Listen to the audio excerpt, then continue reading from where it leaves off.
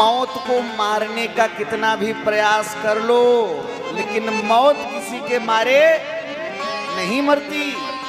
याद रखना मेरी बात, पछताया नहीं जो कभी जग में, पछताया नहीं जो कभी जग में, उसे अंत समय पछताना पड़ा। दुख पाया नहीं जो कभी जग में, उसे आखिर में दुख पाना पड़ा। कोई बाग में पुष्प न ऐसा खिला, खिल के न जिसे मुरझाना पड़ा। विधि का है अटल विधान यही, जिसे आना पड़ा उसे जाना पड़ा। जिसे आना पड़ा, इसका नाम है ये मृत्यु लोक।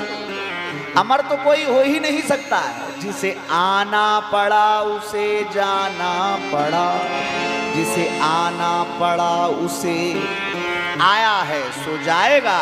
राजा रंक फकीर, फर्क बस एक होगा, कोई सिंहासन चढ़ चलाओ, कोई बांधा जात जंजीर। रावण ने अपनी मौत को मारने के बड़े प्रयास किए।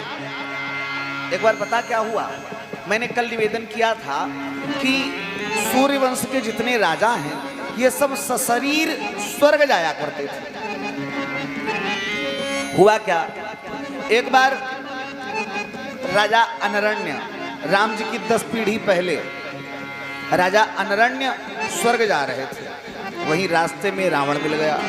उस समय रावण ने पूरे विश्व पे विजय प्राप्त कर ली थी, विश्व विजयी बन गया था, केवल अयोध्या बची थी।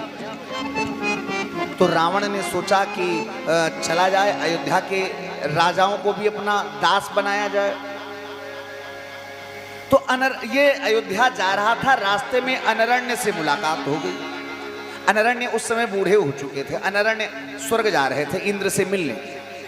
अनरण्य को देख करके रावण अनरण्य से बोला, ए इधर आओ, कहाँ जा रहे हो? अनरण्य ने बताया, इंद्र के पास जा रहे हैं, इंद्र मेरा मित्र है, मिलने जा रहे हैं। रावण बोला, मिलने बाद में जाओ, पहले हमसे युद्ध करो। अरे अनरण्य बोले, हमारी तुम्हारी कोई जोड़ी, तुम जवान हम बूढ़े, और युद्ध ही करना है तो किसी अपने बराबर जवान के पास में जाओ, उससे युद्ध करो जाके, बात समझ में आती है। हमसे युद्ध करने से क्या मिलेगा? रावण जिद करने लगा। हुआ क्या, अनरण्य का रावण से युद्ध हुआ। अनरण्य वृद्ध थे, बूढ़े थे, थक गए, थक करके बैठ गए और रावण से बोले, रावण मैं हारने वाला तो नहीं तुझसे, तुझे मार भी तो नहीं सकता क्योंकि तू ब्राह्मण है, अगर मारा तो ब्रह्म हत्या लगेगी, और नहीं मारूंगा तो तू मुझे मारेगा।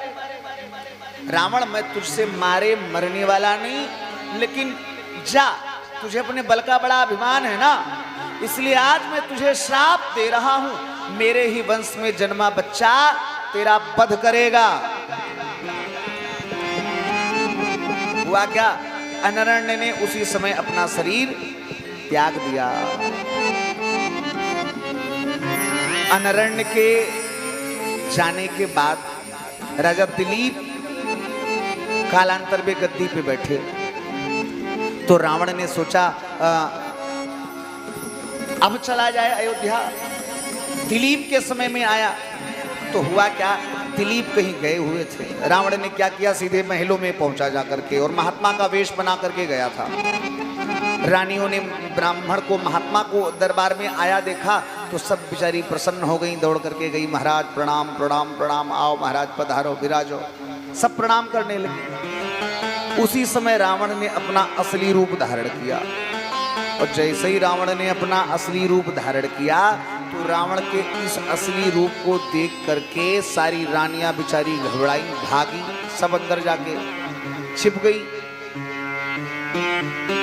रावण वापस चला गया। जब दिलीप वापस आए, दिलीप को इस बात का पता चला तो दिलीप ने क्या किया, राजा दिलीप ने अपने हाथ में कुछ अक्षत लिए, जल लिया उन अक्षतों को अभिमंत्रित करके लंका की ओर फेंक दिया।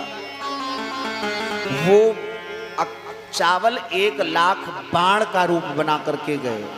अब पूरी लंका को लगे पलटने। अब तो मंदोदरी घबराई, मंदोदरी समझ गई ये क्या माया है। मंदोदरी तुरंत आई और उन बाणों से बोली, महाराज आप सब वापस चले जाओ। दिलीप की दुहाई दी, आपको राजा दिलीप की सौगंध, आप सब वापस चले जाओ।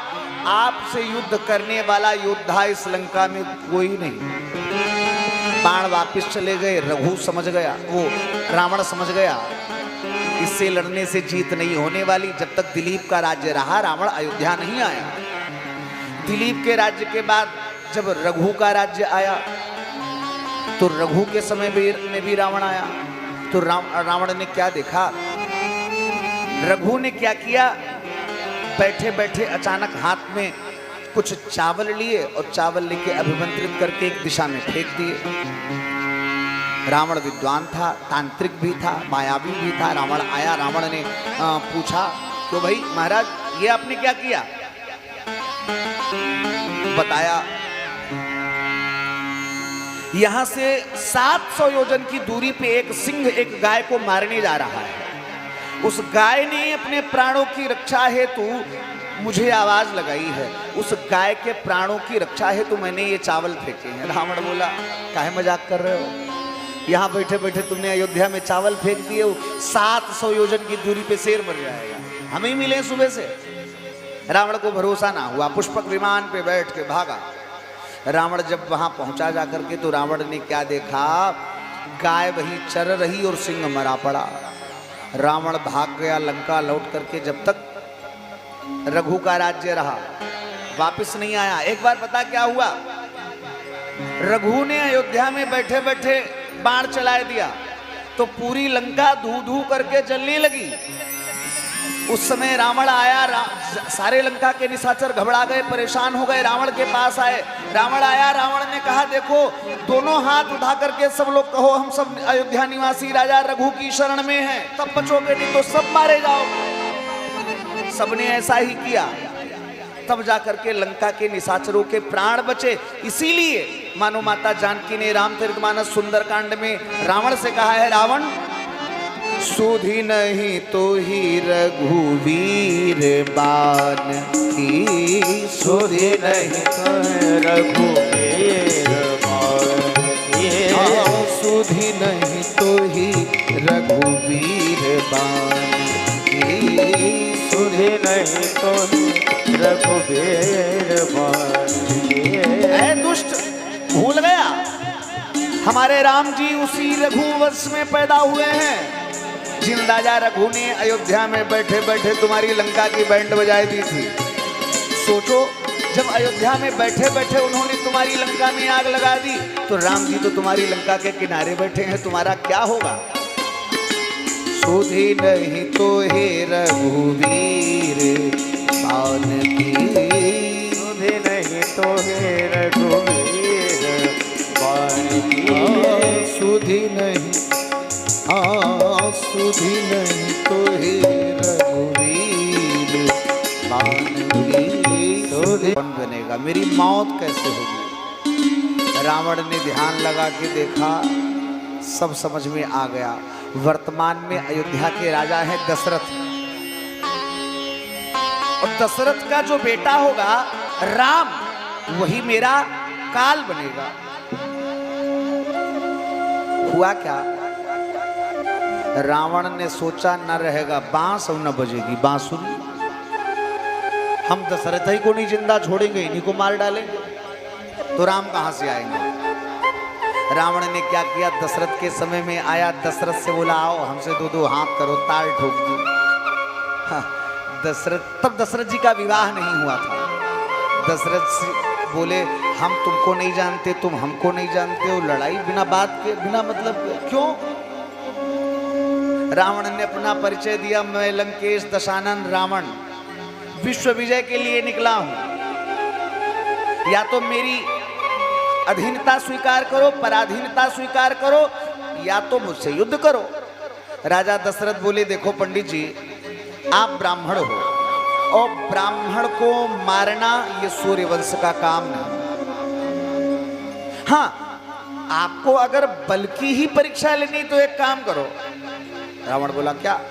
राजा दशरथ ने क्या किया, एक बड़ा सा दरवाजा बंद करके अंदर से पकड़ के खड़े हो गए और रावण से बोले तुम धक्का मारो, इसको खोलो। खोलना तो दूर की बात, अगर तुमने इस दरवाजे को हिला भी दिया तो हमारा और तुम्हारा युद्ध होगा। रावण धक्का मारते मारते गुप्ता जी पसीना पसीना हो गया, लेकिन दरवाजा टस से मस नहीं हुआ, हिला तक नहीं। रावण समझ गया दरवाजा बंद है, मौका बढ़िया है, भाग चलो। अगर दरवाजा खोल दिया तो बहुत मार मारेगा। रावण भाग गया लंका। वापिस कब आया? रावण ने सोचा कुछ तो करना चाहिए, अगर दशरथ जिंदा बच गए तो हमारा काल आ जाएगा, क्या करें? रावण ने देखा दशरथ का विवाह कौशल्या से होगा, कौशल्या से मेरा काल पैदा होगा। रावण ने क्या किया, बोला हम दोनों को नहीं छोड़ेंगे। एक दिन की बात, राजा दशरथ सुषेण जी के सुमंत जी के साथ में नौका विहार सरयू जी में कर रहे थे। उसी समय रावण आ गया और रावण ने क्या किया, नौका विहार करते हुए राजा दशरथ को सुमंत जी के समेत सरयू जी में डुबो दिया। और उधर कौशलपुरी गया। कौशलपुरी की राजकुमारी है कौशल्या, कौशल्या का हरण किया। कौशल्या को ले जाकर के समुद्र में इसका एक मित्र रहता था, बहुत बड़ा मत्स्य था, बहुत बड़ा मत्स्य, ये भी राक्षस था। तो रावण ने कौशल्या जी को उसे सौंपा कि देखो जब तक हम ना कहें तब तक इसे छोड़ना नहीं। कौशल्या जी को वहां छोड़ा, राजा दशरथ को अपनी माया से। तो सुमंत जी और राजा दशरथ दोनों उस लकड़ी के कट्ठे पे बैठ गए। हुआ क्या, सरयू जी जाके गंगा जी में मिली, गंगा जी जाके सागर में समाई, और सागर में जब गंगा जी मिली, हुआ क्या, सागर की आदत होती है कि ये अपने अंदर कुछ नहीं रखता, समुद्र में कुछ भी फेंको उठा के बाहर फेंक देता है। तो ये लकड़ी का कट्ठा किनारे आया। जब किनारे आया तो दशरथ जी और सुमंत दोनों लोग समुद्र तट पर उतरे। अब इनको बड़ी जोरों की भूख लगी थी, कई दिन बीत गए थे। दशरथ जी ने सुमंत जी से कहा, सुमंत जी जाओ कुछ ढूंढ ढांड के लेके आओ, बड़ी जोरों की भूख लगी। सुमंत जी ढूंढने चले गए। इधर क्या हुआ, रावण ने कौशल्या जी को अपने जिस मित्र के पास में छोड़ा था, उस दैत्य से युद्ध करने के लिए एक दूसरा दैत्य आ गया। तो इसने क्या किया, कौशल्या जी को एक लकड़ी के संदूक में बंद करके समुद्र के किनारे रख दिया और उससे युद्ध करने चला गया। उसी समय राजा दशरथ को वो संदूक दिख गया। राजा दशरथ को लगा शायद इसी में कुछ खाने पीने वाला मिल जाए, भूख भी लगी थी, दौड़ कर गए, संदूक खोला। अब देखो इसको कहते हैं भवितव्यता। तुलसी जस भवितव्यता तैसी मिले सहाय, आपुना वे ताहि पे ताहि तहाँ ले जाए। ये कौशल्या जी को दशरथ को अलग करने गया था और ये दोनों मिल गए। दशरथ ने संदूक खोला, संदूक में निकली कौशल्या। उसी समय हुआ क्या, दशरथ जी का विवाह हुआ नहीं था। सुमंत जी वापिस जब लौट के आए जंगल से, कंदमूल इत्यादि लेकर के, कन्या देखी, सारा हाल पूछा। कन्या ने सारा वृत्तांत बताया, मैं कौशलपुर की राजकुमारी कौशल्या मेरा नाम, रावण ने मेरा हरण किया था। उसी समय हुआ क्या, सुमंत जी महाराज ने राजा दशरथ और कौशल्या का वहीं समुद्र के किनारे विवाह करवाया, इनकी शादी करवाई। राजा दशरथ कौशल्या जी को लेकर के अयोध्या आए। अयोध्या से कौशल्या जी फिर से कौशलपुरी भेजी गई और राजा दशरथ बारात लेकर के गए और कौशल्या जी के साथ राजा दशरथ का विवाह हुआ। एक बार की बात, रावण फिर से ध्यान लगाए के बैठा, हमने दशरथ और कौशल्या को तो मार दिया, अब तो हम मरेंगे नहीं, अब तो हम अमर हो गए। तो सोचा लाओ एक बार और ध्यान लगा के देखा जाए। रावण ने जब ध्यान लगा के देखा तो देखा क्या, कौशल्या भी जिंदा, दशरथ भी जिंदा और दोनों की शादी भी हो चुकी। रावण ने सोचा अब क्या किया जाए। रावण ने सोचा कुछ भी हो जाए, शादी हो गई तो क्या हुआ, हम मरेंगे तो तब ना जब इनके बच्चा होगा, हम बच्चा ही नहीं होने देंगे। रावण तांत्रिक था। रावण ने क्या किया, अपनी तंत्र विद्या से दशरथ के शुक्र का हरण कर लिया और दशरथ के उस शुक्र को एक मिट्टी के कलश में भर के ले जाके लंका में रख दिया। एक दिन की बात, रात का समय, कैकसी उठी, रावण की मां, इसको प्यास लगी थी और पानी की जगह यही दशरथ का शुक्र इसको मिल गया। इसको लगा शायद पानी रखा है घड़े में। इसने क्या किया, पानी समझ के उस दशरथ के शुक्र को पी लिया। दशरथ के उस शुक्र को पीने से कैकसी को गर्भ ठहरा। वही गर्भ विभीषण के रूप में पैदा हुआ। यही कारण हुआ कि विभीषण जी महाराज राम जी के इतने बड़े भक्त हुए। इस दृष्टि से अगर देखा जाए, दशरथ के शुक्र से विभीषण जी का जन्म हुआ। इस दृष्टि से अगर देखें तो राम जी के सगे भाई हैं विभीषण जी। हाँ, भले हम लोग कहें कि भाई से विरोध किया, लेकिन ना, विभीषण जी ने भाई से विरोध नहीं किया। वो तो भाई के पास आए थे। राम जी विभीषण जी के भाई ही तो थे।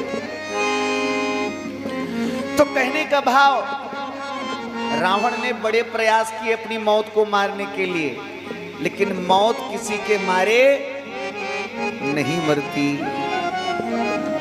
बड़ी प्यारी पंक्तियां।